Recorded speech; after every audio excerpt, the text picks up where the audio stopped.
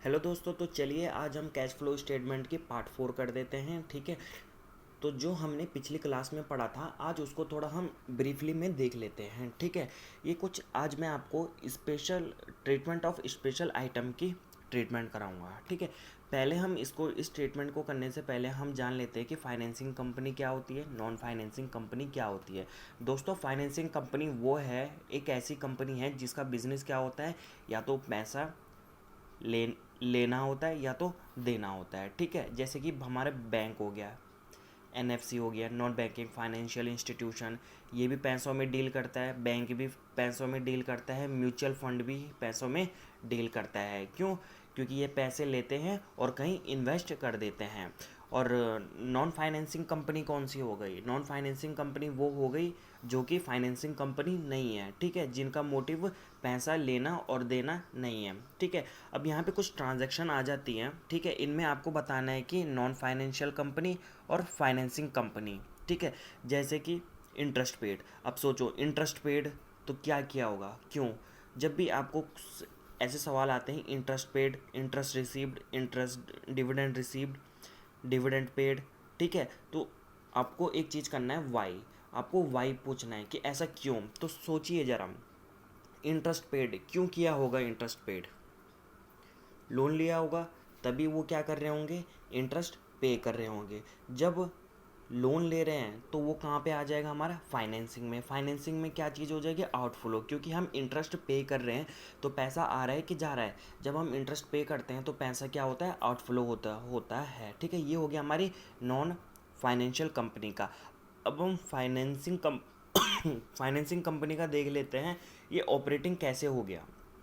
ठीक है, यहाँ पे तो फाइनेंसिंग है, यहाँ पे तो फाइनेंसिंग होना चाहिए, तो ये ऑपरेटिंग कैसे हो गया? ठीक है भाई, देखना है कि ये ऑपरेटिंग इसलिए हुआ क्योंकि ये इसकी डे टू डे की एक्टिविटीज़ हैं। यार, बैंक को तो इंटरेस्ट रोज ही मिलता है, रोज ही पे करता है, तो ये क्या चीज़ हो गई? इसकी ऑपरेटिंग एक्टिविटी हो गई। ठीक है, इसके ये हर दिन का ऐसा इसका रोज का चलता है, तो वो क्या हो जाती है? हमारी operating activities. Interest received, interest receive यानी कि इंटरेस्ट मिल रहा है। इसका मतलब क्या हुआ है? हमने कहीं इन्वेस्ट किया होगा या तो हमने किसी को लोन दिया होगा, तो उसके बदले में हमको क्या मिल रहा है? इंटरेस्ट मिल रहा है। तो ये किस में आ जाएगा? इन्वेस्टिंग में। इनफ्लो क्यों? इनफ्लो क्यों हो रहा है? क्योंकि पैसा हमारे पास क्या आ रहा है?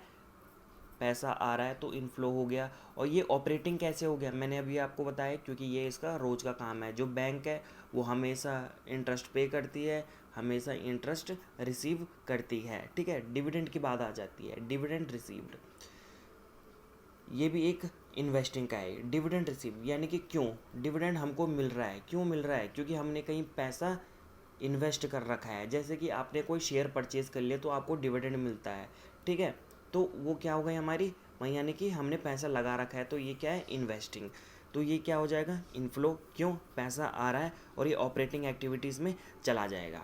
जो ये डिविडेंड पेड है, डिविडेंड पे क्यों किया होगा? पे क्योंकि हमने शेयर को इशू किया होगा, पैसा लिया होगा, बदले में हम क्या दे रहे हैं उनको? Dividend pay. तो ये हमारा क्या हो गया? आउटफ्लो हो गया, फाइनेंसिंग का पार्ट हो गया। और ये भी फाइनेंसिंग का हो गया, आउटफ्लो। ठीक है, ये दो चीज़ें ऐसी हैं, ये डिविडेंड डिस्ट्रीब्यूशन टैक्स। ठीक है, फाइनेंसिंग आउटफ्लो और फाइनेंसिंग आउटफ्लो, ये दो चीज़ें ऐसी हैं जिनमें ये फाइनेंसिंग होती है। ठीक है, ये फाइनेंसिंग में आते हैं, डिविडेंड पेड और डिविडेंड डिस्ट्रीब्यूशन टैक्स। ये दो चीज़ हमेशा फाइनेंसिंग में आती है, तो इस चीज़ को याद रख लेना। दूसरी ट्रीटमेंट की बात कर ली जाए तो एक्स्ट्रा ऑर्डिनरी आइटम। ठीक है, एक्स्ट्रा ऑर्डिनरी आइटम, ये इसका मतलब ये है कि भाई कभी कभार होता है ऐसा। ठीक है, रोज़ नहीं होता पर कभी कभार हो जाता है ऐसा, संभावना है कि ऐसा हो सकता है, तो ये इसका ये होता है इसका मतलब एक्स्ट्रा ऑर्डिनरी आइटम। जैसे कि चोरी हो जाना, भाई रोज़ थोड़ी ना होती है, कभी कभार हो जाती है। आग लग जाना, इंश्योरेंस क्लेम क्लेम रिसीव। ठीक है, ये यहाँ पे क्यों आया? ये यहाँ पे इसलिए आया है क्योंकि इंश्योरेंस का पैसा मिलना एक बहुत बड़ी बात है। ठीक है, इंश्योरेंस का पैसा ऐसे नहीं मिल जाता, पहले वो पूरी छानबीन करते हैं, फिर उनको लगता है हाँ पैसे देने चाहिए तभी मिलता है। ठीक है, वरना ऐसे नहीं मिलता है। तो ये भी हमारा एक्स्ट्रा ऑर्डिनरी आइटम के अंदर आ जाता है। कोर्ट केस लॉस यानी कि आपको कंपनसेशन देना पड़ गया, आप एक कोर्ट केस हार गए। ठीक है, आप कोर्ट में लड़ रहे थे, आप केस हार गए, तो आपने उसको कंपनसेशन पे कर दिया, तो ये भी क्या हो गया, हमारी एक्स्ट्रा ऑर्डिनरी आइटम। ऐसी चीज़ें जो कभी कभार होती हैं, ठीक है। तो जब भी ऐसे होगा तो इसमें क्या करना है हमको, स्टेप 1 मैंने आपको स्टेप बताए थे, अगर आपने नहीं देखे तो आप पहले उस वीडियो को देख लीजिएगा, ठीक है। तो स्टेप 1, हमारा नेट प्रॉफिट, अगर हमारा नेट प्रॉफिट इंक्रीज़ हो रहा है इनकी वजह से, तो हम उसको क्या कर देंगे, डिक्रीज़ कर देंगे। अगर हमारा नेट प्रॉफिट डिक्रीज़ हो रहा है इनकी वजह से, तो हम उसको क्या कर देंगे, प्लस कर देंगे। स्टेप 4 में हम क्या करेंगे, इनफ्लो है तो प्लस कर देंगे, आउटफ्लो है तो हम माइनस कर देंगे, ठीक है। ये दो चीज़ करेंगे हम अपनी ऑपरेटिंग एक्टिविटीज़ के साथ, यानी कि फर्स्ट स्टेप में अगर हमारा नेट प्रॉफिट इसकी वजह से बढ़ गया तो हम माइनस कर देंगे, अगर इसकी वजह से हमारा नेट प्रॉफिट कम हो गया तो हम प्लस कर देंगे। और स्टेप 4 में हम क्या कर देंगे, इनफ्लो है तो पैसा आ रहा है तो प्लस कर देंगे, आउटफ्लो है तो पैसा जा रहा है। एक एग्जांपल देख लेते हैं, court case paid 1 crore compensation, यानी कि एक बंदा है, वो केस हार गया कोर्ट में, ठीक है। जज ने बोला कि तुम अब 1 करोड़ रुपए दे दो, मतलब पे कर दो। तो ये जो 1 करोड़ रुपए है, तो मैंने क्या बोला, दो चीज़ों में जाएगी, स्टेप 1 स्टेप 4। तो स्टेप 1 ये है, स्टेप 4 ये है, ठीक है। पेड 1 करोड़ कंपनसेशन, तो ये ऑपरेटिंग एक्टिविटीज़ में है। तो इससे हमारा क्या हो रहा है, नेट प्रॉफिट डिक्रीज़ हो रहा है, क्यों, हमने पे किया है। तो हमने जब पे किया है तो हमारा नेट प्रॉफिट डिक्रीज़ हो रहा है और हम इसको प्लस कर देंगे। ऐसे ही हमारे स्टेप 4 में पैसा आ रहा है कि जा रहा है, जा रहा है, तो हम इसको यहाँ पे आउटफ्लो दिखा देंगे, माइनस कर देंगे, ठीक है। एक बार मैं फिर से बता देता हूँ, एक आदमी है, ठीक है, वो कोर्ट केस हार गया तो उसको 1 करोड़ का कंपनसेशन देना पड़ गया, कंपनसेशन बोले तो जुर्माना, ठीक है। तो इसकी दो जगह इफेक्ट आएगी, एक स्टेप 1 में, एक स्टेप 4 में, ठीक है। स्टेप 1 में हमारा नेट प्रॉफिट डिक्रीज़ हो रहा है इसकी वजह से, क्योंकि ये पैसा 1 करोड़ रुपया हमने दिया है, ठीक है, उस आदमी ने दिया है, तो उसके चक्कर से इसका नेट प्रॉफिट कम होने लग गया है। तो हम इसको क्या कर देंगे, प्लस कर देंगे, कहाँ पे, स्टेप 1 में। और यहाँ पे आउटफ्लो हो रहा है, कैसे हो रहा है, पैसा जा रहा है, तो उसमें हम स्टेप 4 में इसको माइनस कर देंगे। दोस्तों थर्ड प्रोविज़न फॉर टैक्स में आ जाते हैं, ठीक है, थर्ड ट्रीटमेंट में आ जाते हैं, जो कि है प्रोविज़न फॉर टैक्स, ठीक है। इसके हम 3 केस देखेंगे, उसमें हमारा पूरा प्रोविज़न ऑफ टैक्स कवर हो जाएगा, सिंपल तरीके से बताऊंगा मैं। Case 1, if information given in balance sheet only, अगर इंफॉर्मेशन, देखिए ये हमारी बैलेंस शीट है और यहाँ पे हमको एडिशनल इन्फॉर्मेशन दे रखी होती है, जो कि आपने 12th में भी पढ़ा होगा, ठीक है। ये बैलेंस शीट होती है हमारी और ये हमारी एडिशनल इन्फॉर्मेशन होती है। तो अगर इन्फॉर्मेशन खाली बैलेंस शीट में ही दे रखी हो, नीचे नहीं दे रखी है, तो हम उस टाइम में क्या प्रोसेस अप्लाई करेंगे, यानी कि जो हमारा ऑपरेटिंग एक्टिविटीज़ में हम स्टेप 1 में क्या कर देंगे, करंट ईयर में प्लस कर देंगे। मैंने आपको दिखाया है स्टेप 1 में, वहाँ पे मैंने लिखा है टैक्स करंट ईयर, ठीक है। तो आप उसको वहाँ पे प्लस कर दोगे और स्टेप 4 में माइनस कर दोगे आप प्रीवियस ईयर में, ठीक है। अगर ऐसा तभी करना है अगर खाली बैलेंस शीट में इंफॉर्मेशन दे रखी हो, तो क्या करना है, स्टेप 1 और स्टेप 4 में क्या करना है, प्लस कर देना है करंट ईयर में, माइनस कर देना है प्रीवियस ईयर में। केस 2 में आते हैं, अगर खाली एडिशनल इन्फॉर्मेशन, मतलब यहाँ पे दे रखी हो, एडिशनल इन्फॉर्मेशन दे रखी है, बैलेंस शीट नहीं दे रखी है, और जब बैलेंस शीट में नहीं दे रखी है और एडिशनल इन्फॉर्मेशन देनी है, तो उसमें क्या होगा, हम सिंपल ट्रिक को इस्तेमाल करेंगे, हम ऑपरेटिंग एक्टिविटीज़ में स्टेप 1 में प्लस कर देंगे और ऑपरेटिंग एक्टिविटीज़ में स्टेप 4 में हम माइनस कर देंगे, ठीक है। यहाँ तक तो कोई दिक्कत नहीं है, एग्ज़ाम में आएगा तो आप ऐसे ही करना, ठीक है। केस 3 में हम देख लेते हैं, हमको इन्फॉर्मेशन बैलेंस शीट में भी दे रखी है और हमको एडिशनल इन्फॉर्मेशन में भी दे रखी है, यानी कि नीचे भी दे रखी है। तो उस केस में हमको क्या करना है, तो हमको उस केस में हमको पहले हम अपने लिए एक प्रोविज़न फॉर टैक्स बना देना है। प्रोविज़न फॉर टैक्स कैसे बनेगा मैं आपको बताता हूँ। तो यहाँ पे हम देख लेते हैं प्रोविज़न फॉर टैक्स, तो ये हमने प्रोविज़न फॉर टैक्स बना दिया है। तो यहाँ पे हमारे पास टू बैंक आ जाएगा, ठीक है। इसका मतलब क्या है, हमने टैक्स को पेड कर दिया है। यहाँ पे ओपनिंग बैलेंस आ जाएगी, यहाँ पे क्लोजिंग बैलेंस आ जाएगी और यहाँ पे by profit and loss account, यानी कि हमारा प्रोविज़न बन रहा है। तो एक बार हम इसमें भी देख लेते हैं, ठीक है। प्रोविज़न फॉर टैक्स, यहाँ पे हमारा टू बैंक आ जाएगा, ठीक है। टैक्स पेड, जितना हम टैक्स को पेड किया होगा। यहाँ पे बाय बैलेंस BD यानी कि ओपनिंग बैलेंस, यहाँ पे क्लोजिंग बैलेंस, यहाँ पे प्रॉफिट एंड लॉस अकाउंट, जो भी हमारा प्रोविज़न बनेगा यहाँ पे हम लिख देंगे। ठीक है, अब जो ये दो चीज़ें हैं, यानी कि यहाँ पे जो चीज़ आई बाय P&L में अगर वाला होगा तो वो ऑपरेटिंग एक्टिविटीज़ में जाएगा, स्टेप 1 में जाएगा, और हम वहाँ पे इसको क्या कर देंगे, प्लस कर देंगे प्रोविज़न के नाम से। ठीक ऐसे ही इसमें हो रहा है टू बैंक, यानी कि बैंक से हम टैक्स को पे कर रहे हैं, जाहिर सी बात है। तो यहाँ पे हम ऑपरेटिंग एक्टिविटीज़ में हमारा आउटफ्लो हो रहा है, क्योंकि हम टैक्स को पे कर रहे हैं। जब हम टैक्स को पे कर रहे हैं तो हमारे पास से पैसा जा रहा है, तो पैसा जा रहा है तो हम इसको क्या कर देंगे, माइनस कर देंगे स्टेप 4 में, और ये हमारे स्टेप 1 में प्लस होता है। तो चलिए अब मैं आपको एक एग्ज़ाम्पल दे देता हूँ मैं कि कैसे ये ट्रीटमेंट होती है। तो ये हमारा क्वेश्चन है, एक बार आप इसको कॉपी में नोट कर लीजिए। ठीक है, फिर मैं आपको दूसरे स्लाइड में इसका सॉल्यूशन प्रोवाइड करूँगा। ठीक है, ये हमारी बैलेंस शीट है, ये हमारा प्रोविज़न फॉर टैक्स बना हुआ है, जिसमें कि 2010 में 1 लाख है, 2011 में 2 लाख है। हमारे पास एडिशनल इन्फॉर्मेशन दे रखी है टैक्स पेड, यानी कि 80,000 का पे किया है। तो आई होप आपने लिख लिया हो, तो मैं अब इसको हटा देता हूँ। तो देखिए, मैंने अभी अपने आप में एक फॉर्मेट बना दिया है। ठीक है, जिससे मेरे को बाद में कन्फ्यूज़न ना हो, तो मैं पहले फॉर्मेट बना देता हूँ। ठीक है, ये होता है हमारा ओपनिंग बैलेंस। तो मैं ओपनिंग बैलेंस लिख लेता हूँ जो हमारे पास होती है। तो ओपनिंग बैलेंस मेरे पास 2010 में कितनी है, 1 लाख। अब क्लोजिंग कितनी हो जाएगी, 1,20। ठीक है, अब एडिशनल इन्फॉर्मेशन में दे रखा है 80,000 का टैक्स पेड कर दिया है, तो ये हमने 80,000 का क्या कर दिया, टैक्स पेड कर दिया।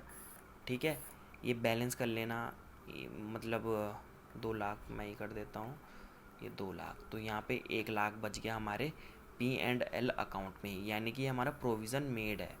ठीक है, 1 लाख, तो ये 1 लाख कहाँ चला जाएगा, ऑपरेटिंग में प्लस कर देंगे। ठीक है, कहाँ पे, स्टेप 1 में। और जो ये हमारा टैक्स पेड है 80,000 का, तो इसको हम स्टेप 4 में माइनस कर देंगे। ठीक है, कहाँ पे, ऑपरेटिंग एक्टिविटीज़ में। ये सिंपल सी ट्रिक है, ट्रिक भी नहीं है, और ये कॉन्सेप्ट है एक तरीके का। अब बहुत से बच्चे बोलेंगे कि यार मेरे को ये ओपनिंग बैलेंस और क्लोजिंग बैलेंस समझ नहीं आया कि ये कैसे लिख दिया है। ठीक है, तो मैं इसको दूसरी स्लाइड में आपको समझा देता हूँ। क्वेश्चन को आप ध्यान से पढ़िएगा, तो उसमें मैंने 2010 और 2011 का किया हुआ है। ठीक है, यानी कि ये हमारा अप टू 31 मार्च 2010। ठीक है, और 1 अप्रैल से 2010 से 31 मार्च 2011। ठीक है, ये चीज़ है। तो इसमें जो क्लोजिंग बैलेंस है पिछले साल का, यानी कि 31 मार्च 2010, तो वो कितना है हमारे पास, 1 लाख। ठीक है, तो ये 1 लाख यहाँ पे हमारा ओपनिंग बन जाएगा, यहाँ पे ओपनिंग बन जाएगा। ठीक है, और ये हमारा क्लोजिंग बन जाएगा कितना, 120, 1,20,000। ये कैसे बन गया, क्योंकि आप क्वेश्चन में देखो 2010 और 2011 तक का है, और तो 2010 का फाइनेंशियल ईयर कब से होगा, 1 अप्रैल 2010 से 31 मार्च 2011। ठीक है, तो ये कॉन्सेप्ट आता है क्लोजिंग और ओपनिंग बैलेंस के पीछे का। तो दोस्तों, ये क्वेश्चन आपके लिए है, प्रोविज़न फॉर टैक्स 2009-2010, इसमें 80,000 है, इसमें 75,000 है। एडिशनल इन्फॉर्मेशन में हमारे पास दे रखा है टैक्स मेड। ठीक है, टैक्स मेड कितने का, 65,000 का। तो आप इसको लिख लीजिएगा पहले।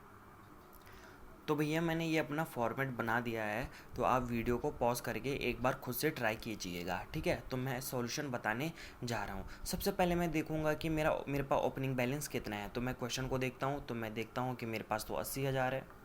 ठीक है, 80,000 ओपनिंग है और क्लोजिंग कितनी है मेरे पास 75,000। अब मैं देखता हूँ मेरे पास एडजस्टमेंट मतलब एडिशनल इन्फॉर्मेशन में दे रखा है टैक्स मेड, यानी कि मेड है ना कि पेड।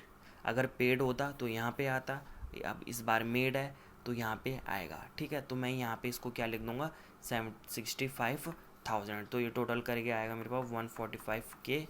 ये भी मैं 145K लिख देता हूँ। ठीक है, यहाँ पे जितना बैलेंसिंग अमाउंट कितना बचेगा 70,000, तो ये 70,000 हमारे पास आ गया है। तो हम इसको क्या करेंगे स्टेप 4 में माइनस कर देंगे, और जो ये है इसको हम स्टेप 1 में प्लस कर देंगे। ठीक है दोस्तों, तो ये एक सिंपल सा लॉजिक है। आई होप आपको ये प्रोविज़न फॉर टैक्स में कोई भी दिक्कत नहीं होगी, आपको बस इसी तरीके से करना है। ठीक है, आपको बस ध्यान रखना है अगर मेड लिखा है तो यहाँ पे होगा, मेड की जगह प्रोवाइडेड भी लिखा हो सकता है या इनकर्ड भी लिखा हो सकता है। ठीक है, पेड की जगह पेमेंट लिखा होगा या तो पेड लिखा होगा। ठीक है, तो ये कुछ चीज़ों को आपको ध्यान में रखनी है, तो आपको ये प्रोविज़न फॉर टैक्स आपसे बन जाएगा। अब हम अपने चौथे ट्रीटमेंट ऑफ स्पेशल केसेस के देखते हैं इंटरेस्ट पेड। ठीक है, इंटरेस्ट पेड क्या है भाई, तो ये ऑपरेटिंग में जाएगा। इंटरेस्ट पेड मैं वही बोलता हूँ, क्यों किया होगा पेड, क्योंकि हमने लोन लिया होगा, लोन लिया है तो हमने इंटरेस्ट दिया होगा, तो ये इससे इस इंटरेस्ट से हमारा क्या हुआ, हमने पैसा दिया है तो हमारा नेट प्रॉफिट कम हो गया, नेट प्रॉफिट कम हो गया तो हमको प्लस कर देंगे। ये चीज़ किस में जाएगी स्टेप 2 में, मैं आपको पहले भी बता चुका हूँ। अब नई चीज़ क्या है इसमें, जो हमारे पास फाइनेंसिंग एक्टिविटी है, याद है ना, ऑपरेटिंग एक्टिविटी, फाइनेंसिंग एक्टिविटी और इन्वेस्टिंग एक्टिविटी। तो इन्वेस्टिंग तो ये फाइनेंसिंग एक्टिविटीज़ में ये माइनस कर देंगे हम इंटरेस्ट पेड। ठीक है, क्योंकि ये आउटफ्लो है, पैसा जा रहा है। याद रखिएगा फाइनेंसिंग और इन्वेस्टिंग में आउटफ्लो इनफ्लो का हम देखते हैं। ठीक है, कि कितना आ रहा है कितना जा रहा है, यानी कि हम माइनस प्लस का देखेंगे। जो मेन चीज़ थी वो ऑपरेटिंग एक्टिविटीज़ में है। ठीक है, ऐसे ही हम इंटरेस्ट रिसीव का देखते हैं। इंटरेस्ट रिसीव्ड यानी कि हमको पैसा मिला है, तो जब मिला है तो ये इनफ्लो हो जाएगा इन्वेस्टिंग से। ठीक है, और ये इसकी वजह से हमारा नेट प्रॉफिट बढ़ गया था, क्योंकि पैसा आ गया हमारा नेट प्रॉफिट बढ़ गया। तो जब नेट प्रॉफिट बढ़ गया तो हम इसको क्या कर देंगे माइनस कर देंगे। कहाँ पे ऑपरेटिंग में, ऑपरेटिंग में कहाँ पे, अब देख लेना वहाँ पे इंटरेस्ट रिसीव्ड लिखा हुआ है।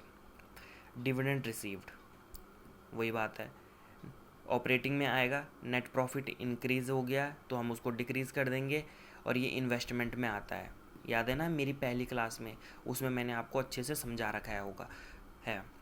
तो डिविडेंड रिसीव है तो इसका मतलब पैसा मिल रहा है, तो यहाँ पे प्लस कर देंगे तो ये इन्वेस्टमेंट में आ जाएगा हमारे पास। ठीक है, ये डिविडेंड पेड है, यानी कि हमने डिविडेंड को पे किया है। ऑपरेटिंग एक्टिविटीज़ में हमारा नेट प्रॉफिट कम हो गया, क्यों, क्योंकि हमने डिविडेंड पे कर दिया। जब नेट प्रॉफिट कम हो गया तो हम इसको प्लस कर देंगे।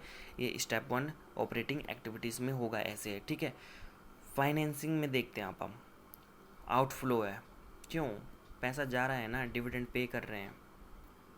ये नोट बड़ी काम की चीज़ है भाई। ठीक है, जब भी आप क्वेश्चन देखोगे ना तो आपको ये चीज़ दिखाई होगी, जो भी हमारा इंटरेस्ट रहता है वो टाइम बेसिस पे कैलकुलेट किया जाता है हमेशा।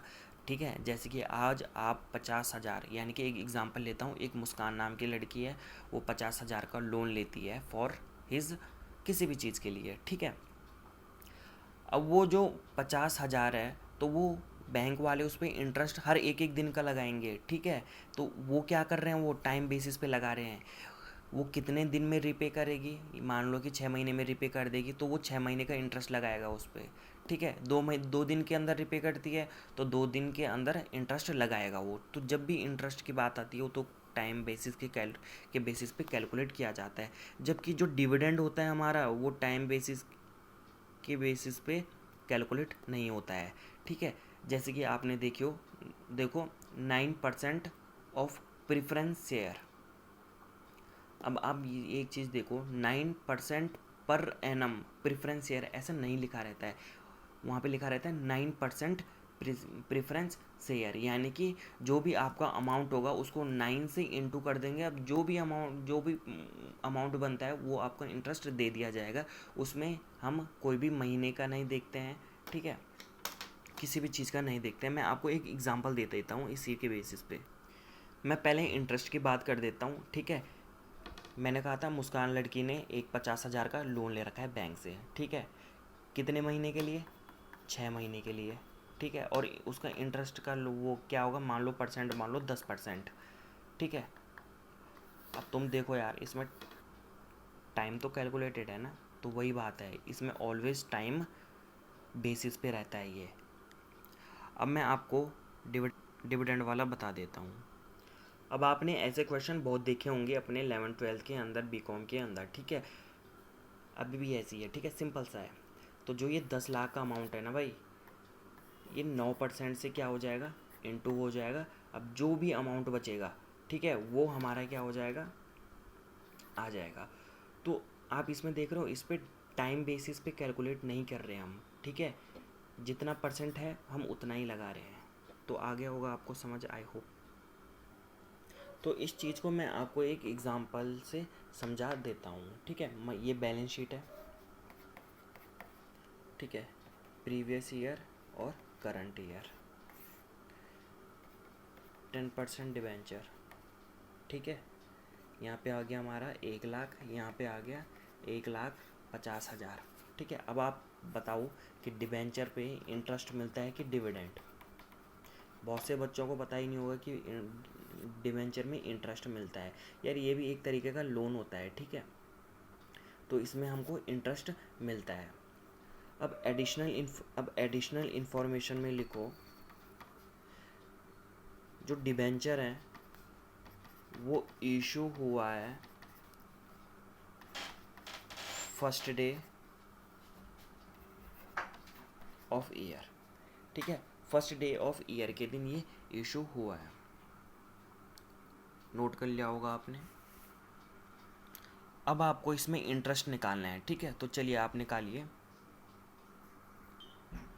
आप वीडियो को पॉज भी कर सकते हो, ठीक है। तो मैं बताने जा रहा हूँ इसका। सिंपल सी बात है, मेरे पास स्टार्टिंग में 1 लाख थे, ठीक है, और यहाँ पे 1,50,000 हो गए। तो मैंने देखा एडिशनल इन्फॉर्मेशन में लिखा है कि debenture issued at first day of the year, यानी कि 50,000। 50,000 कैसे, तुम देखो ना, दिस माइनस दिस 1 लाख, तो ये 50,000 का डिबेंचर हमारे स्टार्टिंग में ही इशू हो गए थे। ये 1 लाख, 1,50,000, तभी तो यहाँ पे 1,50,000 है ना। तो ये 50,000 साल के शुरू में ही हो गए थे। अब हमको इस पर इंटरेस्ट निकालना है। कैसे निकालेंगे, इस पे निकालेंगे हम इंटरेस्ट, ठीक है। 150 इंटू 10%, लिखा हुआ था ना 10% डिवेंचर, इंटू 12, समझ लो ना, ये पूरे साल का है, तो इसलिए ये तो कट जाएगा, ये भी कट जाएगा, ये भी कट जाएगा, तो 15,000 आ जाएगा हमारे पास। ये ऐसे होता है कैलकुलेट, ठीक है। अब जो ये 15,000 है, अब इसकी ट्रीटमेंट कैसे होगी भाई, ये तो मेन है। इसकी ट्रीटमेंट होगी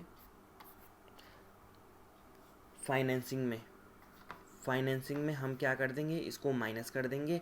क्यों? क्योंकि हमने इंटरेस्ट पे कर रहे हैं, तो पे कर रहे हैं तो आउटफ्लो है तो हम माइनस कर देंगे। और ऑपरेटिंग एक्टिविटीज़ में हमारा नेट प्रॉफिट क्या हो रहा है, डिक्रीज़ हो रहा है, तो हम क्या कर देंगे, इंक्रीज़ कर देंगे, 15,000 को ऐड कर देंगे, वो चीज़ जो मैं आपको पहले ही बता चुका हूँ, ठीक है दोस्तों।